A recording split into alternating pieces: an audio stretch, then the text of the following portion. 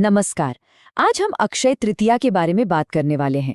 एक ऐसा दिन जिसे हिंदू परंपरा में बहुत खास माना जाता है और इसे समझने का सबसे अच्छा तरीका है इसकी कुछ सबसे शक्तिशाली कहानियों को जानना।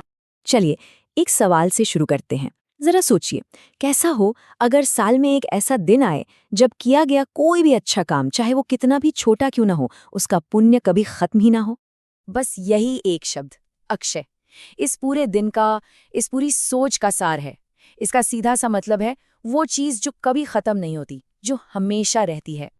तो चलिए इस सफर पर आगे बढ़ते हैं। सबसे पहले हम जानेंगे कि ये दिन इतना खास क्यों है। फिर हम 4 बहुत ही दिलचस्प कहानियों में उतरेंगे जो इस दिन की शक्ति को दिखाती हैं, और आखिर में इन सब का मतलब समझने की कोशिश करेंगे। तो सबसे पहले ये समझते हैं कि आखिर अक्षय तृतीया को कैलेंडर के सबसे शुभ दिनों में से एक क्यों माना जाता है। आप देखिए, इस एक ही दिन के साथ कितनी सारी बड़ी बड़ी घटनाएं जुड़ी हुई हैं। माना जाता है कि इसी दिन माँ गंगा धरती पर उतरी थी, भगवान परशुराम का जन्म हुआ था, और तो और वेद व्यास जी ने महाभारत जैसा महाग्रंथ लिखना भी इसी दिन शुरू किया था। ये सब मिलकर इस दिन को बहुत ही शक्तिशाली और शुभ बना देते हैं। और इस दिन की शक्ति को और अच्छे से समझने के लिए चलिए अपनी पहली कहानी की तरफ बढ़ते हैं।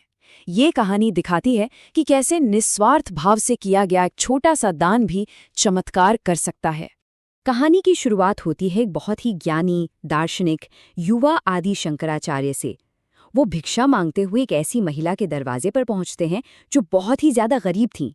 उस महिला के पास अन्न का एक दाना भी नहीं था जो वो भिक्षा में दे पाती।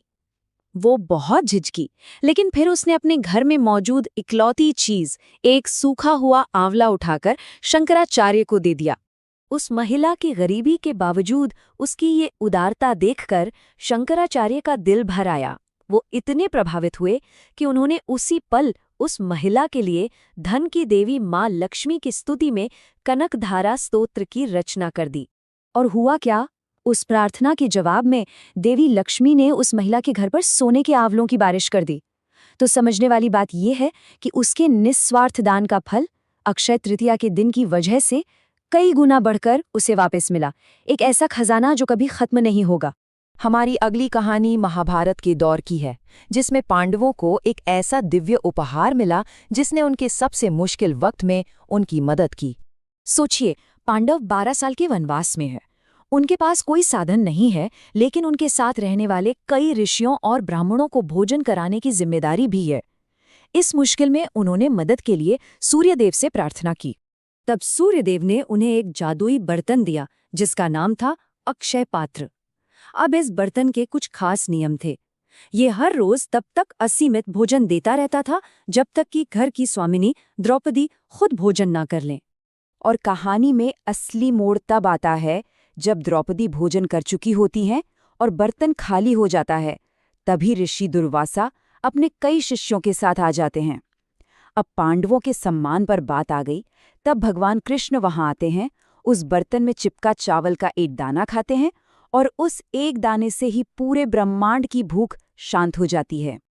अब बारी है दोस्ती की एक ऐसी कहानी की जो दिखाती है कि सच्ची भक्ति और प्रेम को हमेशा पहचाना जाता है, चाहे आपके पास देने के लिए कोई कीमती चीज हो या न हो।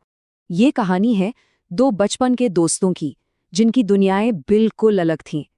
एक तरफ थे बेहद गरीब विनम्र ब्राह्मण सुदामा और दूसरी तरफ थे द्वारका के राजा भगवान कृष्ण। अपनी पत्नी के कहने पर सुदामा अपने दोस्त कृष्ण से मिलने जाते हैं, पर वो इतने संकोच में थे कि अपने साथ लाए मुट्ठी भर चावलों की छोटी सी पोटली को छिपा रहे थे। लेकिन कृष्ण ने उस भेंट को बड़े ही प्यार और खुशी से स्वीकार किया। और सबसे खूबसूरत बात यह है कि सुदामा ने कृष्ण से कुछ मांगा नहीं, लेकिन जब वो घर वापस लौटे तो उन्होंने देखा कि उनकी टूटी फूटी झोपड़ी की जगह एक आलीशान महल खड़ा है। ये उनके दोस्त कृष्ण का एक खामोश तोहफा था। कृष्ण ने चावल नहीं, उनके पीछे का प्रेम देखा। और अब हमारी आखिरी कहानी, जो थोड़ी अजीब भी है और बहुत कुछ सिखाती भी है। ये कहानी है सुमति नाम की एक महिला की, जिसके घर से खाना रहस्यमयी तरीके से गायब हो जाया करता था। रोज एक ही किस्सा होता। सुमति सबके लिए ढेर सारा खाना बनाती, लेकिन जब खुद खाने बैठती तो बर्तन हमेशा खाली मिलता। ऐसा रोज रोज होने लगा और वो बेचारी परेशान और कमजोर हो गई। तब उसकी सास ने उसे वो राज बताया जो वो भूल चुकी थी। एक बहुत ही छोटी सी लेकिन बहुत जरूरी बात।